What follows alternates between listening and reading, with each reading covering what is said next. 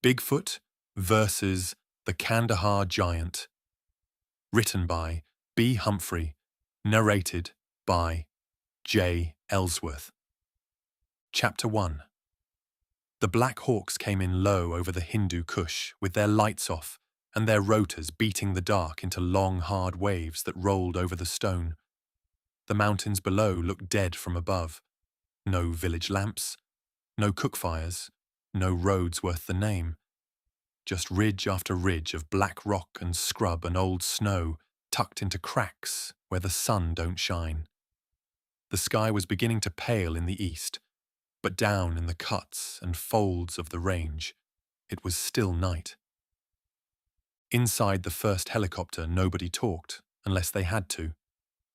Red interior light washed over matte black helmets, plate carriers, gloves, rifle stocks, and the hard planes of faces that had done this enough times to know nerves had no value once the bird crossed into the objective area. They sat hunched beneath webbing and steel and the weight of their own equipment while the fuselage shivered around them. Gunnery Sergeant Cole Mercer knelt near the open door. One gloved hand hooked to the frame as he looked out into the rush of dark ridges. He was broad through the shoulders, thick neck, trimmed beard gone darker in the red cabin light. A set of quad nods hung down over his eyes. The world outside was green through the tubes, all heat and shape and angle. The pilot's voice cracked in his headset, clipped and calm. 30 seconds! Mercer gave a hand signal. Across from him, the men in the stick tightened grips on their rifles and checked each other with quick pats and glances. Suppressed HK-416, infrared lasers, sidearms, breaching charges they likely would not need, comms, medical, extra mags, water, night blades, all of it black, taped down, cinched close, built to keep noise and shine to a minimum. Faces striped dark, sleeves rolled down, no loose straps, no wasted movement. Beside Mercer, Staff Sergeant Ray Velez leaned toward the door and looked out. Wind shifted. I felt it! Below them, the drop zone was a narrow shoulder of broken stone between two steeper falls. Just wide enough to put boots on if the pilot was good, and the men on the ropes were better. The second Black Hawk slid into place off their right rear quarter like a shadow with a rotor disc. The pilot said, "Go!"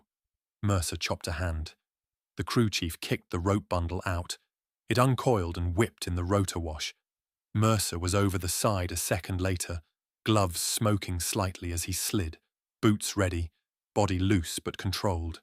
He hit the ridge, dropped into a crouch, rifle already out, muzzle down and away as the next man came on the rope and then the next.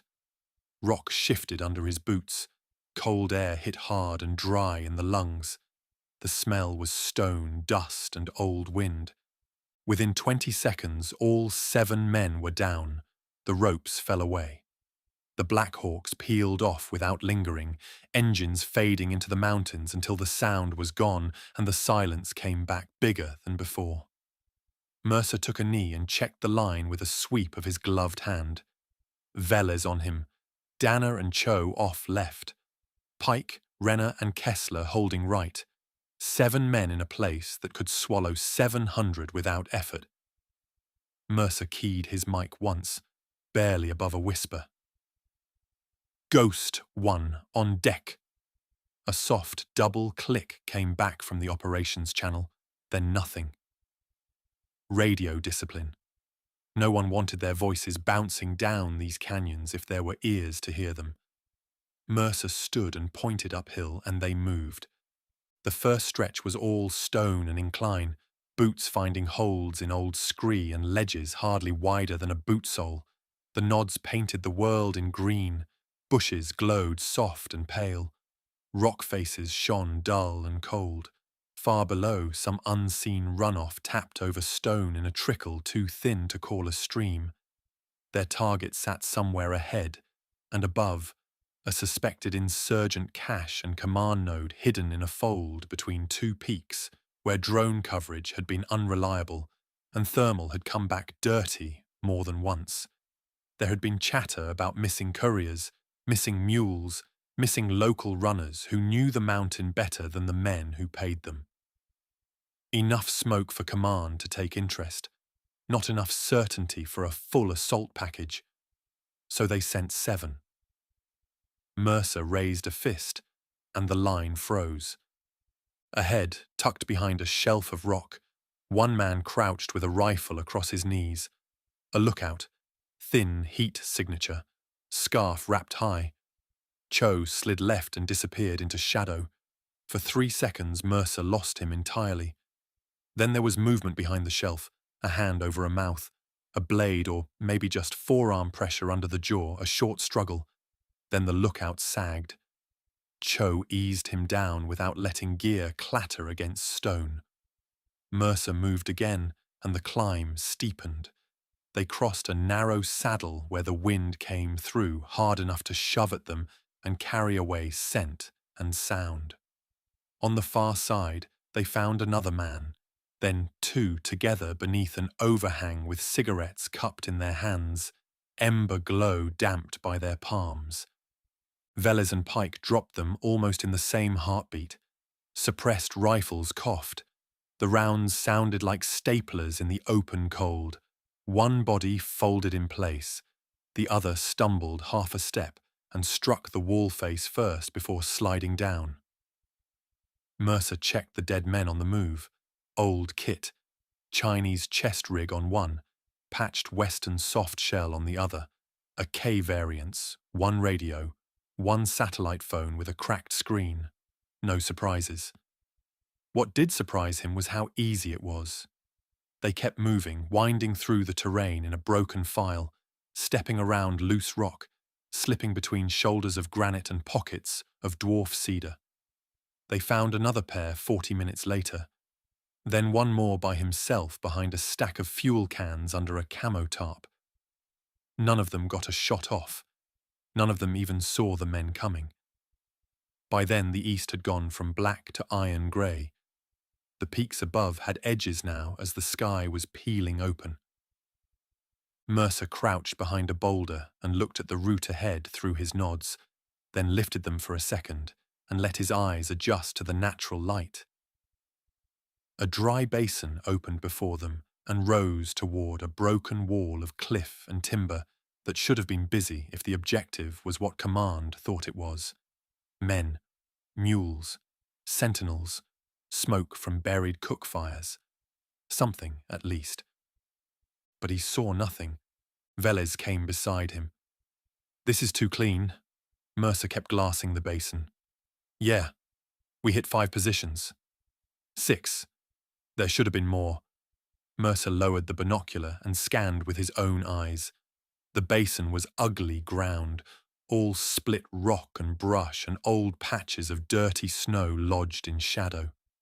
Good place for an ambush. Good place for men to watch the approaches.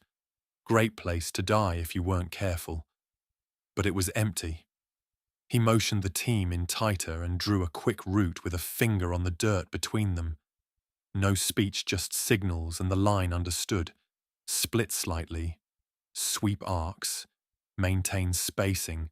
Push to the ridge break. Reassess there. They crossed the basin in careful silence. The further they went, the stranger it got. No tracks beyond their own, and the small places where the dead they had left behind had moved through. No wrapper trash. No spent shells. No dung from pack animals. No birds picking through discarded food. Nothing that suggested a place actively used by armed men hiding in the mountains. Pike crouched near a scuffed patch of gravel and held up 2 fingers. Mercer moved to him. Drag marks. Something heavy had been pulled across the ground a few days ago, maybe less, not by wheels or animal. The gravel had been crushed down in irregular streaks. Mercer studied it, then looked up the drawer where it disappeared into brush and rock. Velez came in on the other side. "Could be a body." Mercer didn't answer. The next 2 hours took them higher. The climb grew meaner, the air thinner and colder even as the day brightened. The mountains spread around them in hard blue layers. Old snow flashed in gullies. Wind combed through the cedar and brush with a dry hiss. Their breathing stayed controlled. Their boots found holds and shelves and root snarls. What they all noticed was the absence. No more fighters or lookouts, no movement at all, no goat herders or scavenger birds, no marmots darting among the rock, no sign of a place used by living men except the few they had already put down lower on the route. The higher they went, the emptier it became. Even the smell changed. The clean mineral bite of the mountain faded under something else. Faint at first. A spoiled undertone on the wind. Mercer caught it and turned his head slightly into the breeze, trying to separate it from the cold. Animal rot, maybe. Dead livestock in a crack somewhere. It came and went. Then it came again, stronger. Velez looked back at him and tapped 2 fingers under his nose. Mercer nodded once. The final approach was through a narrow cut between slabs of weathered stone leaning together like broken teeth. Brush grew thick there, tougher and greener than it should have been at that altitude, fed by trickling water hidden beneath the rock. The cut climbed sharply and then levelled under the shadow of a cliff that overhung the slope below. From any lower angle, the cliff face looked solid. From above, the scrub and bent trees hid what sat beneath it. Mercer reached the last shelf and stopped. The opening was enormous. It ran beneath the cliff in a dark crescent more than 50 feet high at the centre, maybe wider than that, its upper lip draped in roots, brush and wind-twisted growth that masked it from the basin below and the ridges above. From straight on it was visible. From almost anywhere else it vanished into stone and shadow. Mercer had seen caves before in Afghanistan and elsewhere, storage caves, fighting caves, Tora Bora holes deep enough to bury trucks. This was different, bigger and older. The smell rolled out of it in a slow, foul breath and hit all at once now. Rot, old blood, human waste and wet stone, with a greasy sweetness under it that Mercer knew immediately. Death. The ground around the entrance was strewn with pale shapes among brush and scree. At first they read like weathered branches or split stone. Then the eye found curvature and sockets and joints. Bones. Lots of bones. Mercer dropped to a knee and brought his rifle up, glassing the area around the mouth. Cho moved left to higher stone. Pike slid right behind a jumble of fallen rock. The rest flowed into positions with practiced ease, muzzles covering angles, sectors overlapping. Velez settled beside Mercer and looked through his optic. "Human," he said softly. Mercer saw a ribcage tangled in roots, a femur snapped in 2, a skull canted sideways in the dirt with half the jaw still attached. He also saw larger bones that might have been goat or mule. Maybe. Hard to tell at a distance with everything scattered and gnawed. No sound from inside beyond a damp, intermittent drip far back in the dark. Mercer took 2 men with him, Velez and Cho. The others established a ring outside covering both the cave mouth and the approaches below. If this place housed fighters, they would have support where it counted, and warning if trouble came from outside. Mercer signalled, slow and tight, white light only if needed, and they went in. The temperature dropped immediately. A deep cave chill. Their boots touched down on damp dirt mixed with crushed bone and old debris. The cave ceiling arched high above them and vanished in black. The walls glistened. Water had worked through this mountain for a long time. 10 feet in, Mercer swept left and right with the muzzle and saw nothing. 15 feet in, Cho's light touched the wall for a second, then snapped off again. Smears. Dark stains running down rock in old sheets and newer streaks, 20 feet in, Velez stopped so suddenly Mercer nearly bumped him. There were pieces of people on the ground, fresh pieces, a lower leg torn off at the knee, boots still on, a hand with 2 fingers missing, a section of torso opened raggedly, ribs showing under blood and ruin, a face or part of one crushed into the mud near the wall. The blood on the floor had not even dried at the edges. It reflected the faint spill of light from behind them in black-red glints. Mercer felt his body go cold in a way the cave had nothing to do with. This had happened hours ago, maybe less. Velez turned his head slowly and looked deeper into the dark. Mercer listened. At first he heard only water, then something else, a wet sound, low and rhythmic, from far back in the cave, like meat being pulled apart. He touched Velez's shoulder and gave the fallback signal. Back out slow, clean and quiet. Regroup outside. Figure out what the hell they were standing in front of. They began to move. Mercer kept his rifle trained into the dark while his boots found their old impressions. The cave mouth was brighter now, a wedge of cold daylight behind them. Outside positions were waiting. Good men with even better fields of fire. Then another sound came from deep in the cave. A roar, but not any animal Mercer knew. It started low enough to vibrate in the floor and rose. It sounded like something between a large man and bear. It made the cave walls speak back in echoes. Cho froze, and Mercer shoved him with his offhand. Move! They broke discipline then, not into a run, but into something faster than caution and slower than panic. Outside, the perimeter was already tightening. Pike and Renner swung their rifles toward the entrance. Kessler dropped to a knee behind a rock and keyed his mic hard enough Mercer could hear the click from 10 yards away. The 3 men cleared the mouth. Mercer spun and pointed. Spread. Cover. No one needed telling twice. They took positions in a rough horseshoe around the entrance, rifles up, lasers ready though invisible in daylight, barrels fixed on the black opening. The smell from the cave seemed worse now, pushed out on a warmer current. Blood and rot, half-digested meat, something animal and human mixed so thoroughly it made the mind reject both.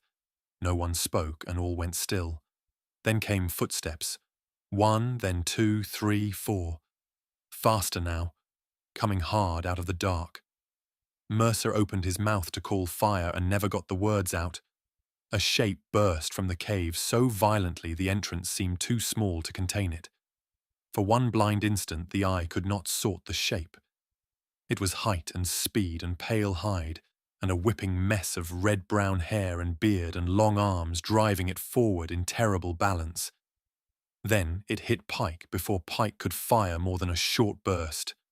One huge hand closed on him and snatched him clear off his feet like he was but a small child. Pike got halfway through a scream before the thing slammed him into a boulder so hard the sound of his spine breaking was audible over the gunfire. The team opened up at once. Suppressed rifles cracked and chattered in controlled bursts, muzzle flashes stuttering white in the cold morning air. Rounds smacked into the giant's chest and shoulders and throat. Mercer saw impacts, saw flesh jump and lump, but didn't see the bullets penetrating. The thing lunged again, covering 15 feet in a rush no body that size had any right to make. Cho fired into its face. The giant swept an arm across him and Cho went airborne, hit the ground and rolled broken into brush with one leg folded under him. Wrong. Headshots! Velez shouted, and even that sounded tiny out there. Mercer shifted left, trying to angle for a clear line, and saw it fully for the first time. 14 feet if it was an inch, lean and hard, stretched with long, dense muscle beneath pale, weathered skin. Not swollen or bulky, built by climbing and hunger and the simple need to overpower anything it caught. Red hair hung down its back in matted ropes. A long, reddish-brown beard lashed across its chest when it moved.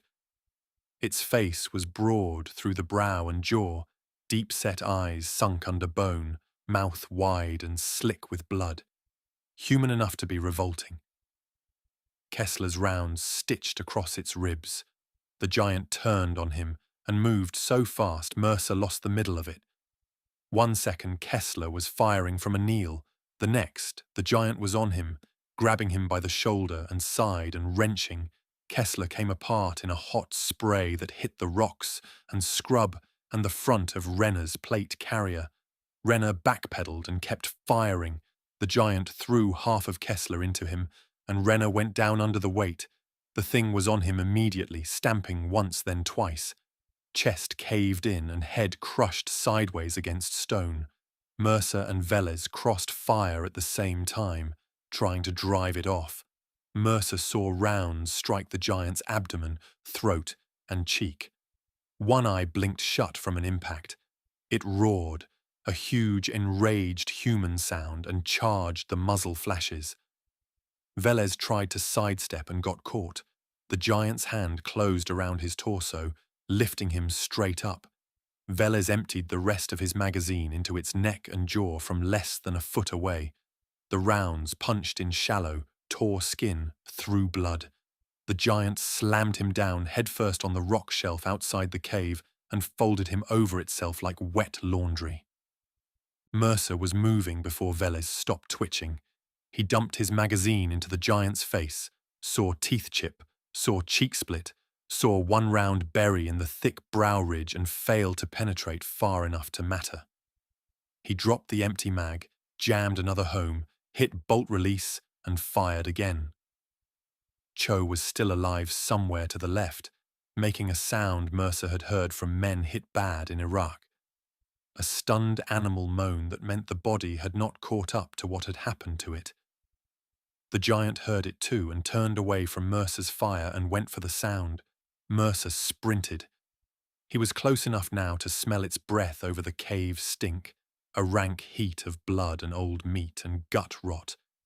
He raised the rifle for a contact shot, and the giant backhanded him with such force his feet left the ground. Mercer hit hard, skidded on gravel, lost the rifle, found the sky, lost it again. By the time he rolled to his knees, the giant had Cho by one leg. Cho clawed at the dirt, leaving red tracks behind him as the thing dragged him across the stone. The giant bent, opened its mouth, and bit through Cho's upper arm and shoulder in one savage wrench that tore flesh and fabric together. Cho screamed once, sharply, then not again. Mercer drew his sidearm and fired as he ran. 9mm rounds snapped into the giant's side and back. Futile and insulting. The thing straightened with Cho half limp in its grip and turned toward Mercer, as if finally deciding he was worth its full attention. For one impossible second, they faced each other across maybe 20 feet of blood-slick stone. Mercer saw intelligence in the eyes then. The giant moved, and Mercer fired until the pistol clicked empty. The first hand hit him before he could dodge. It caught him around the chest and left arm, crushing plate, trapping his elbow to his side. He felt ribs flex under pressure. The world narrowed to the giant's face right in front of his own, the wet red in its beard, the old scars crossing its pale skin, the dark blood running from bullet strikes that should have slowed anything living. It lifted him effortlessly. Below, the bodies of his team lay scattered across the stone and brush around the cave mouth. Pike bent the wrong way against a boulder. Velez broken open on the shelf. Renner flattened into the ground. Kessler in pieces. Cho barely recognizable. Danner, who Mercer had lost track of in the first seconds, lay half inside the brush farther downslope with most of his neck gone. Only one unaccounted for now was the man from the second bird, young Corporal Ellis, and Mercer found him a second later trying to crawl behind a rock with one leg trailing blood. The giant saw him too. In its other hand, clutched by one shattered thigh, was what remained of Cho.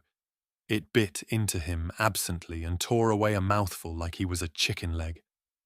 Chewed while watching Ellis drag himself over the stone and made an amused-sounding humph. Mercer tried to reach the knife on his vest, tried to get his trapped arm free, tried to breathe. The pressure around his chest tightened. Something gave way inside him with a dull, deep pop. The giant opened its mouth and roared into his face. Then it threw him. Mercer hit a rock outcrop near the cave and folded over it, every light in his body going white. He slid to the ground, unable to tell if he had landed on his back or his side. Air would not come. Blood filled his mouth, hot and metallic. His hearing collapsed into a high, thin whine. Through blur and pain and the throb of the mountain under his cheek, he saw the giant stride toward Ellis. Ellis got one hand up, maybe to beg, maybe to shield himself, maybe from pure reflex. The giant stamped down and the movement stopped. Then it bent down, reached in and lifted what was left. Mercer tried to move. One arm twitched. That was all. The giant stood in the pale morning light outside the cave with dead men at its feet and blood all over its hands and beard. It turned its head slowly as if checking the ridges, listening for something farther off in the mountains. Satisfied, it dragged one body toward the darkness, then another. Mercer lay in the stone and stink and cold and watched the thing pull them back inside one by one. When his radio crackled at his shoulder, it sounded impossibly far away. Ghost 1, Sitrep. Mercer stared at the cave mouth, at the smear of blood leading into it, at the pale ribs near the entrance, at the red-brown beard disappearing into black. He tried to answer. What came out was wet and broken and almost too soft to hear. Not human. The radio hissed. Say again. Mercer swallowed blood and somewhere inside the cave, something heavy moved over stone. There was a tearing sound, then more wet chewing. He closed his eyes for 1 second, opened them again, and found the mic with fingers that no longer felt like his own. It's a giant, he whispered. It's eating them. It's going to eat me.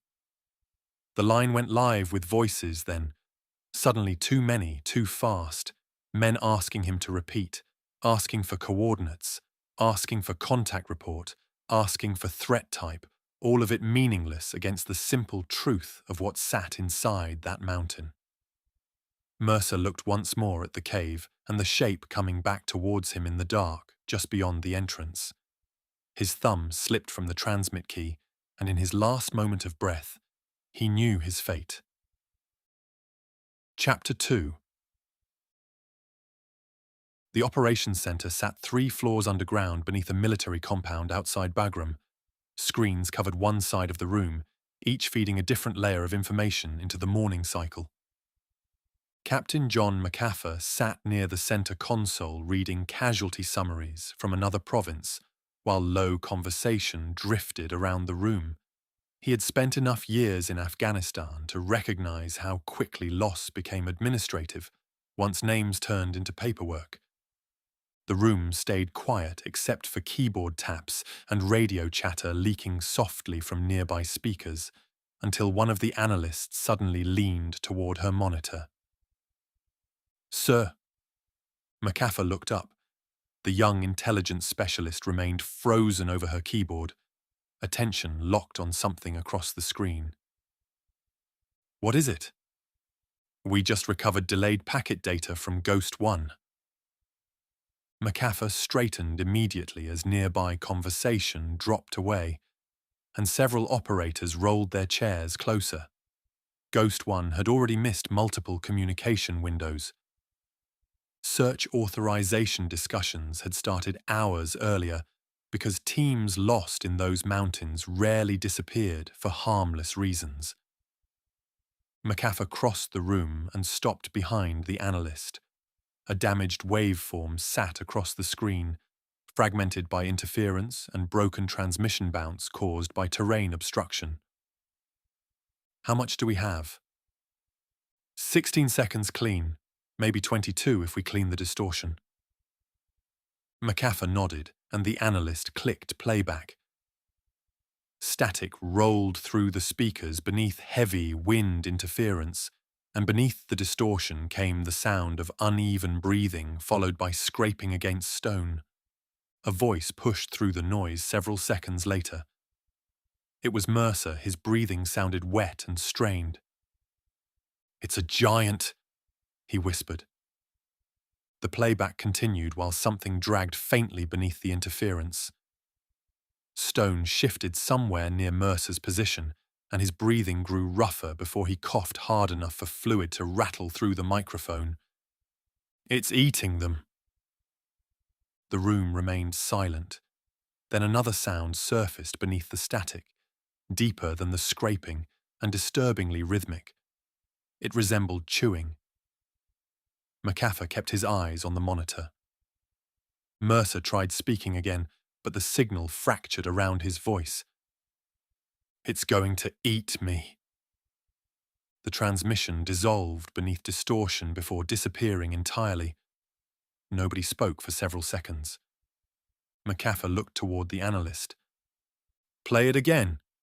She replayed the audio, and the second pass landed harder because everyone now knew what they were listening for.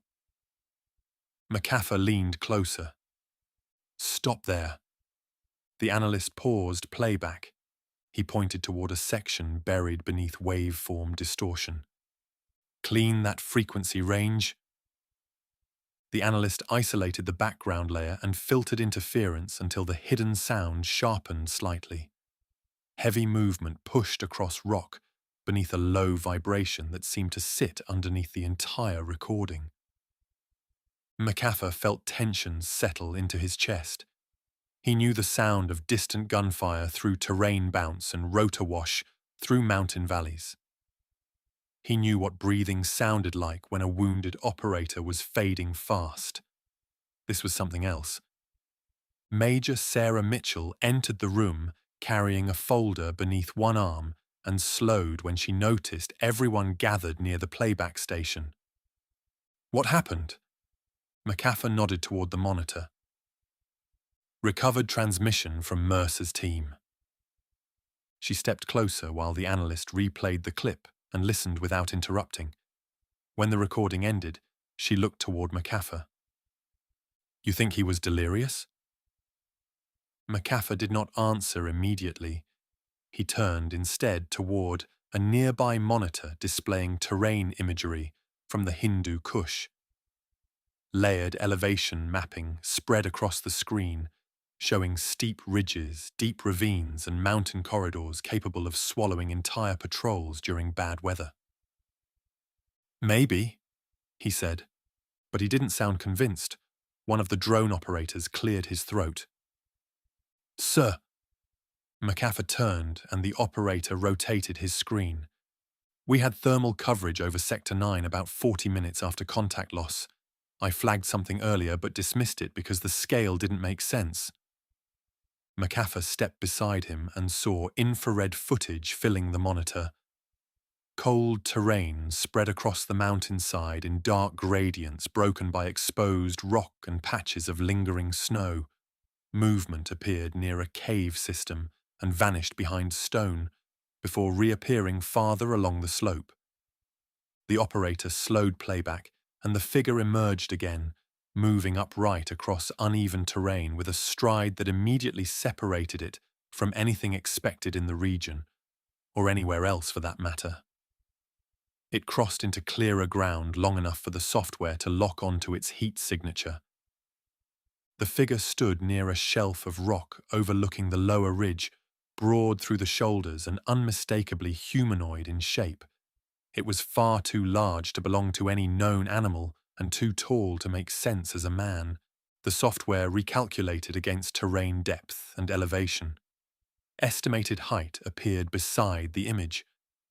Roughly 4 meters. Then 4.3, 14 feet tall. The operator swallowed. We assumed thermal overlap error. The footage resumed, and the figure moved again, with a smoothness that felt wrong for something carrying that much size and weight. Several seconds later, it reappeared lower on the slope, dragging something behind it. The body heat of whatever it carried had already begun cooling. Mitchell looked toward McAfee. You think Mercer actually saw this? McAfee rubbed his jaw. Possibly. McAfee nodded. His attention remained on the screen. What disturbed him most was not the scale, but the way it moved. The figure crossed the mountain with a speed and flow that was unnatural. The analyst enlarged satellite imagery from earlier in the week. There's more. High-altitude scans layered over elevation mapping revealed void structures beneath the mountain. Tunnel systems and deep chambers extended farther below the ridge than earlier geological surveys had shown. McAfee narrowed his eyes. Those weren't documented. We reran the mapping after Mercer's transmission, the analyst said. The underground structure extended deeper into the mountain than expected, and several sections appeared unnaturally straight. One chamber near the center dwarfed everything surrounding it. Mitchell stepped closer. That doesn't look natural. Confidence level? McAfee asked. 91%. McAfee studied the image. The largest chamber sat beneath multiple ridgelines, isolated from the surrounding cave network, in a way that suggested deliberate structure rather than erosion. Movement behind him drew his attention as Colonel James Rourke entered the room and slowed after seeing everyone gathered around the monitors. Why does everyone look like they just got bad news? No one answered right away. McAfee stepped aside and motioned toward the screen. Recovered audio from Ghost 1, along with thermal footage and updated cave mapping from the sector. Rourke moved closer while the analyst replayed Mercer's transmission. When the recording ended, he shifted his attention to the thermal footage frozen on the monitor. The giant silhouette stood against the mountainside, half-turned near the cave system while scale measurements hovered beside it. Rourke studied the image for several seconds before speaking. Could be distortion caused by terrain overlap, he said. Possibly, McAfee replied. Could also be insurgents using the cave systems and confusing the thermal software. Possibly. Rourke glanced toward the underground mapping displayed beside the footage, where the chamber system stretched beneath the ridgeline. Or we're looking at something we don't understand yet. McAfee nodded and kept his eyes on the screen, and Rourke remained quiet another few seconds before making his decision. Assemble a recovery team. Small footprint. Experienced operators only. McAfee nodded. Rules of engagement? Recover remains if possible. Confirm the threat. Figure out what we're looking at before this spreads beyond this room. Phones lifted and operators began moving almost immediately. Orders spread through the operations center while McAfee remained near the monitor, the frozen thermal image still held on screen. As he watched, he noticed something farther upslope near the edge of the frame, another heat signature, smaller but broader and motionless. It stood above the larger figure and remained still long enough to feel deliberate, like it was watching. Back that up, McAfee said. The analyst rewound several frames and the second shape appeared again, staying partially hidden among the trees and rocks, blurred by distance and heat bleed, but its outline was unmistakably upright. McAfee stared at it a moment longer. It seems we have two separate, very large heat signatures to check out. Chapter 3. The briefing room sat one level above operations and carried none of the noise from downstairs. It was smaller than the command floor, built for compact planning rather than ceremony, with a long table, a wall display, and enough chairs for the people expected to enter dangerous places without asking unnecessary questions.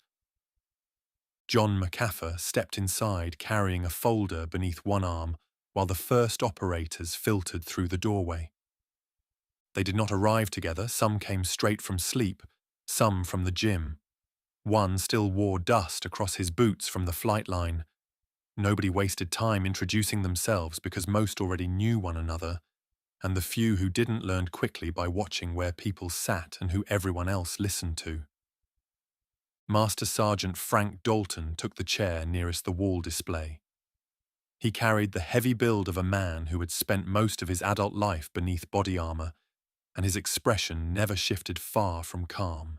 Across from him sat Tyler Cross, a sniper who rarely spoke unless he had something worth saying. Nate Holloway entered carrying coffee and mild irritation, his medic bag slung over one shoulder. Sarah Mitchell arrived last with a stack of printed satellite images tucked beneath her arm. Conversation faded as McAfee dropped the folder onto the table. Ghost 1 is gone. Nobody reacted outwardly. McAfee tapped the wall display and brought Mercer's team photo onto the screen. 7 men stared back from the image in full kit, caught in the easy confidence that came before deployment. They lost contact 20 hours ago near Sector 9, McAfee said. Recovery was already under discussion before we received delayed transmission data. He looked around the room before changing the screen. What we recovered changed the assignment. The team photo disappeared and the thermal image replaced it. The giant silhouette stood motionless against the mountainside, frozen near the cave system where Mercer's transmission had ended. The room was quiet as each operator studied it. Dalton leaned forward slightly. How far from Mercer's last coordinates? Less than 2 kilometers. Mitchell spread satellite prints across the table. Subsurface scans show a deeper cave system beneath the ridge. Some sections weren't present on earlier geological surveys. Cross studied one of the images. Meaning Mercer went somewhere he wasn't supposed to. He went where he had to, Mitchell said. Holloway looked back toward the screen. And something inside there killed them. McAfee changed the display again. Drone footage showed the cave entrance from elevation. From a distance it looked ordinary enough, just another dark opening beneath broken stone and high ridges. Mitchell pointed toward the surrounding terrain. Limited access points, narrow approaches, bad extraction options once you move higher. Dalton nodded. So we're climbing. Yes. McAfee looked around the room. You go in light. Minimal footprint. Confirm Mercer's status, document the cave system, and determine whether this thermal contact is legitimate or an equipment error. Cross kept his eyes on the screen. What do you think it is? McAfee hesitated only a moment. I don't know, but that's what you're going to find out. Dalton pulled one of the maps closer. Support? 2 Blackhawks for insertion. Drone overwatch where terrain allows. Air support stays limited once you enter the mountain system. Meaning we lose eyes once we go deep. Most likely. Dalton nodded once. Who built the team? I did. Mitchell switched the display to wider terrain mapping. The mountain system spread outward in ridges and narrow valleys, the elevation climbing fast toward heavier snow higher up. It was the kind of country that slowed movement and punished mistakes. Local villages near the ridge have gone quiet, Mitchell said. We don't know if that matters yet. Locals talking? Dalton asked. Not much. Most refused interviews. Cross looked up.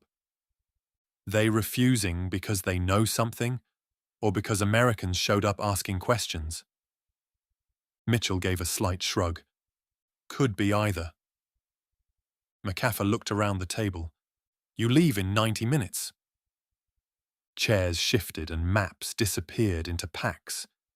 The room began to break apart as operators stood and prepared to move. Dalton remained seated a few seconds longer and looked once more at the frozen thermal image. The giant silhouette stood near the cave mouth, half turned toward higher ground. Mercer wasn't the type to panic, Dalton said. No, he wasn't. Dalton stood. Then whatever he saw must have scared him. He turned and walked out, and the others followed. McAfee stayed behind while Mitchell gathered the remaining papers. You think they'll find it? She asked. McAfee looked toward the screen. The image still waited there, frozen in place. I think they'll find something. Chapter 4. The Black Hawks crossed the mountain range beneath a pale morning sky while ridges rolled outward in long layers of rock and snow. Dalton sat nearest the open side door with one arm resting against the frame while cold air pushed through the cabin. Cross checked his rifle without looking down, working through familiar motions. Holloway leaned back with his medic bag between his boots and his eyes half closed, conserving energy while the helicopter cut deeper into the mountains. McAfee reviewed printed terrain maps while Mitchell studied satellite imagery beside him. The pilot's voice came through the headsets. 5 minutes. Dalton looked toward McAfee. You still think this is just recovery? McAfee folded the map. I hope. That's not an answer. It's the only one I have at the moment. Dalton looked back out the open door. Below them, the terrain tightened into steep ridges and narrow valleys, where movement became slow and exposed. Snow remained packed into higher elevations while dark stone pushed through the mountainside in long, broken shelves. The helicopter banked around a ridge and dropped lower until the village came into view beneath them. Stone buildings sat clustered along the slope near a narrow streambed, intact from a distance, with roofs still in place and no visible signs of fire or collapse. Nothing moved between the houses. No people crossed the paths, no livestock wandered the edges, and no smoke rose from the chimneys. The pilot eased lower and settled onto a gravel patch outside the village. Rotor wash pushed dust and loose snow outward while the team exited quickly and spread across the perimeter. The helicopter lifted again almost immediately, and the sound faded into the mountains until silence settled over everything. Dalton scanned the ridgeline while McAfee adjusted his pack and started toward the village.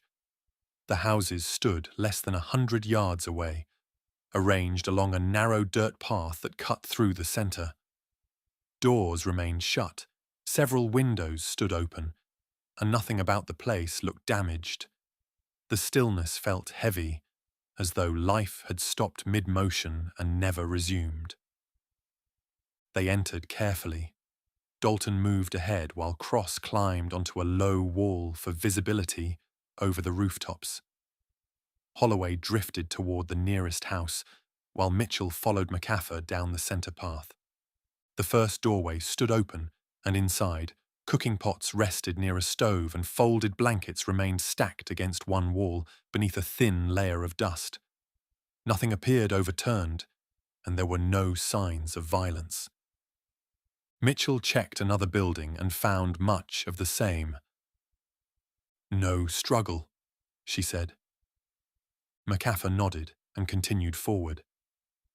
The village centre opened into a small square where a shallow water basin collected runoff from the ridge. Several stone benches lined the edges, and an overturned bucket rested near the basin. Halfway across the square, Holloway stopped. "Hold up!" Everyone froze. He pointed toward the dirt near the basin where tracks were pressed into the ground. Dalton walked over and crouched beside them. The impressions carried a human shape but stretched far beyond normal size. deep enough to suggest enormous weight. Cross stepped down from the wall. How old? Dalton studied the dirt. Few days, maybe. McAfee looked around the square. Nothing moved and no sound came from the houses, only wind passing faintly between stone walls. They continued forward. A child's shoe rested near a basin, half covered by dust. Mitchell looked around the empty square. Where do you think everyone went? No one tried to answer. Cross scanned the rooftops while Dalton moved toward one of the larger buildings near the far edge of the village. The door stood partly open, and he pushed it wider and stopped. The others saw what waited inside a second later.